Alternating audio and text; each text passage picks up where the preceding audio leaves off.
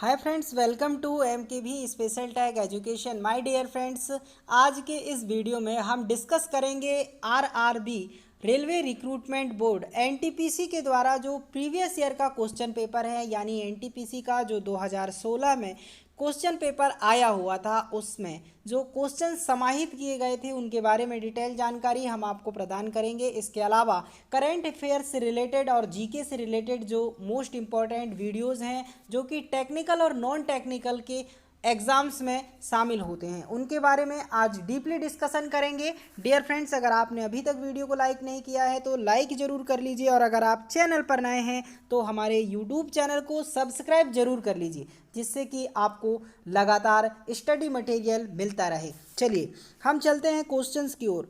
RRB NTPC जो exam हुआ था 30 मार्च 2016 को, उसके शिफ्ट 1 में आपको क्वेश्चन पूछा गया था।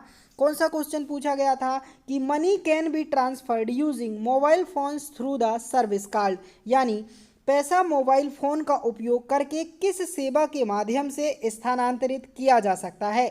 नेफ्ट, ईसीएस, आईएमपीएस या आरटीजीएस। तो आप बताइए कि पैसा मोबाइल फ़ोन का उपयोग करके किस सेवा के माध्यम से स्थानांतरित किया जा सकता है? तो इसका करेक्ट आंसर जो हो जाएगा आईएमपीएस हो जाएगा, यानी इमीडिएट पेमेंट सिस्टम या सर्विस। देखिए इसकी डिटेल जानकारी हम नीचे देखते हैं। यहाँ आप देख पा रहे हैं ये आईएमपीएस का लोगो है, यानी इमीडिएट पेमेंट सर्विस है। इसके बारे में इमीडिएट पेमेंट सर्विस यानी सेवा भारत में एक त्वरित भुगतान अंतर बैंक इलेक्ट्रॉनिक धन हस्तांतरण प्रणाली है।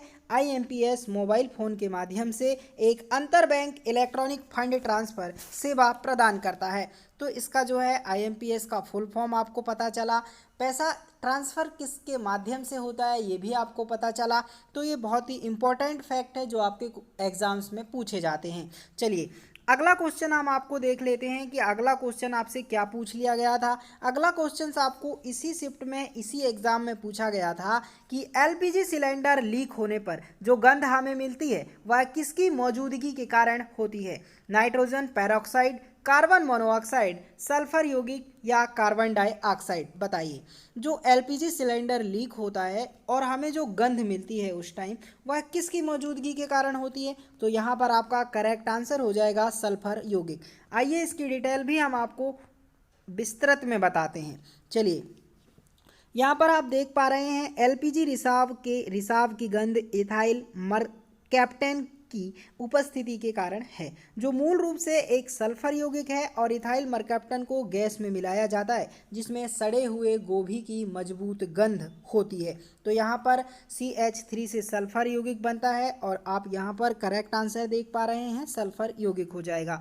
ऐसे क्वेश्चन जो है आपको प्रीवियस ईयर क्वेश्चन पेपर में पूछ लिए गए थे, तो इन्हीं से रिलेटेड क्वेश्चंस हम आपके लिए लेकर आएंगे। आपका अगला क्वेश्चन क्या पूछ लिया गया था इसी शिफ्ट में आपका अगला क्वेश्चन पूछ लिया गया था कि least distance of distinct vision for normal I is, यानी सामान्य आँखों के लिए न्यूनतम दृष्टि की कम दूरी क्या है? 15 सेंटीमीटर, 20 सेंटीमीटर, 25 सेंटीमीटर या 30 सेंटीमीटर। इसका करेक्ट आंसर हो जाएगा 25 सेंटीमीटर, जो कि ऑप्शन नंबर सी में है ना, 25 सेंटीमीटर। ठीक है, चलिए इसकी डिटेल हम देखेंगे कि यहाँ पर आप डिटेल में देख पा रहे हैं ये image of focus in retina है, यानी ये रेटिना है जहाँ जो है इमेज बनती है। यहाँ आपका ऑब्जेक्ट दिखाई दिया गया है, यहाँ पर ऑब्जेक्ट है, और ये जो है नियर पॉइंट है डी, जो आपको डिफाइन किया गया है least distance of distinct vision, है ना। तो इसकी जो दूरी है वो 25 सेंटीमीटर होनी चाहिए, यानी 25 सेंटीमीटर आपका करेक्ट आंसर हो जाएगा।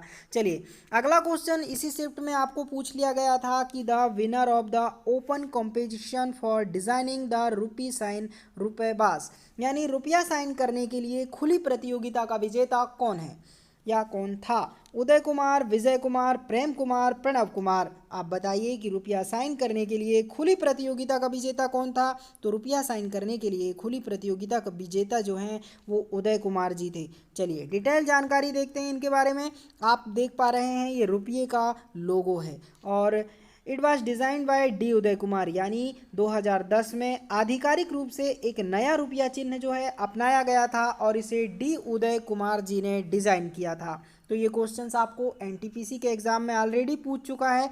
अगला क्वेश्चंस आपसे पूछा गया था कि भारत छोड़ो आंदोलन की शुरुआत महात्मा गांधी ने किस वर्ष में किया था। महात्मा गांधी जी ने भारत छोड़ो आंदोलन की शुरुआत किस वर्ष में किए थे?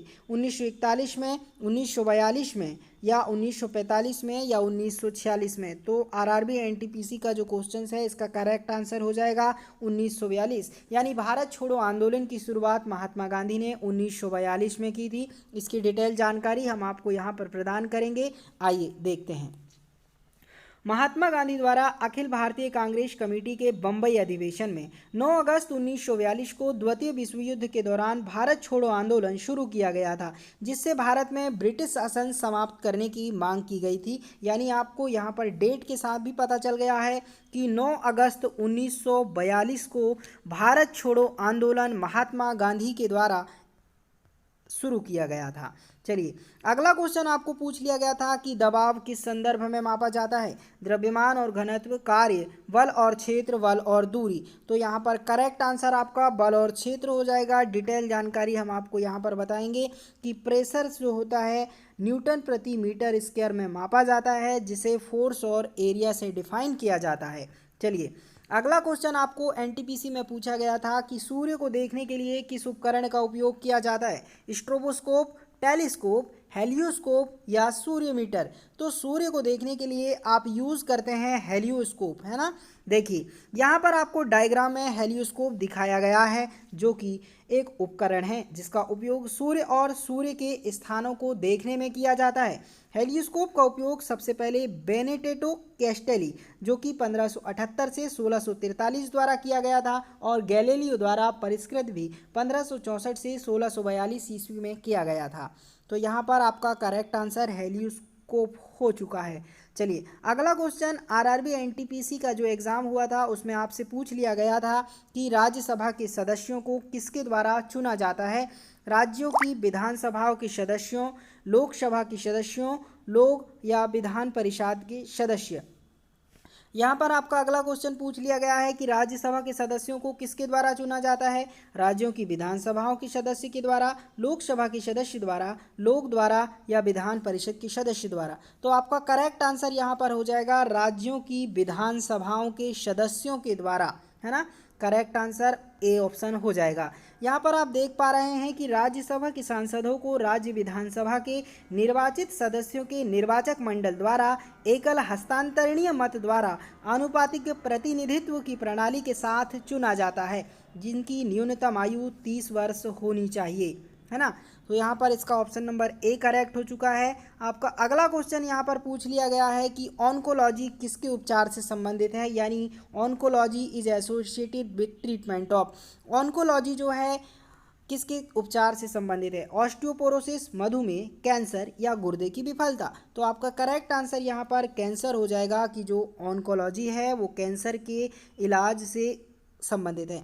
तो यहाँ पर आप देख पा रहे हैं ऑन्कोलॉजी कैंसर का एक अध्ययन है। एक ऑन्कोलॉजिस्ट एक डॉक्टर है जो कैंसर का इलाज करता है और कैंसर का निदान करने वाले व्यक्ति के लिए चिकित्सा देखभाल प्रदान करता है। चलिए अगला क्वेश्चन आपको यहाँ पर पूछ लिया गया है कि भारत में पश्चिमी शिक्षा और अंग्रेजी भाषा की शुरुआत की वकालत किसने किया? तो भारत में पश्चिमी शिक्षा और अंग्रेजी भाषा की शुरुआत की वकालत करने वाले राजा राम मोहन राय जी थे। तो राजा राम मोहन राय जी के बारे में इम्पोर्टेंट फैक्ट हम यहाँ पर जानेंगे। यहाँ पर आप देख पा रहे हैं राजा राम मोहन राय जी ने भारतीय शिक्षा योजना में पश्चिमी शिक्षण शामिल किया है। वह एक प्रमुख भारतीय समाज सुधारक और ब्रह्म समाज के संस्थापक थे। ये भी क्वेश्चंस आपको पूछ लिया जाता है। और इन्होंने सती, मूर्ति पूजा और बह विवाह जैसी विधियों के खिलाफ जोरदार अभियान चलाया हुआ था। तो डियर फ्रेंड्स, ये बहुत ही इंपॉर्टेंट एमसीक्यूज हैं जो कि आरआरबी एनटीपीसी के द्वारा 2016 के प्रश्न पत्र में इन क्वेश्चंस को शामिल किया गया था। तो आगामी एग्ज़ाम्स के लिए बहुत ही इंपॉर्टेंट एमसीक्यूज़ की वीडियो अगर आप पाना चाहते हैं तो हमारे वीडियोस को लाइक कर लीजिए और चैनल को सब्सक्राइब जरूर कर लीजिए, जिससे आपको लगातार ऐसे ही वीडियोस प्राप्त होते रहें।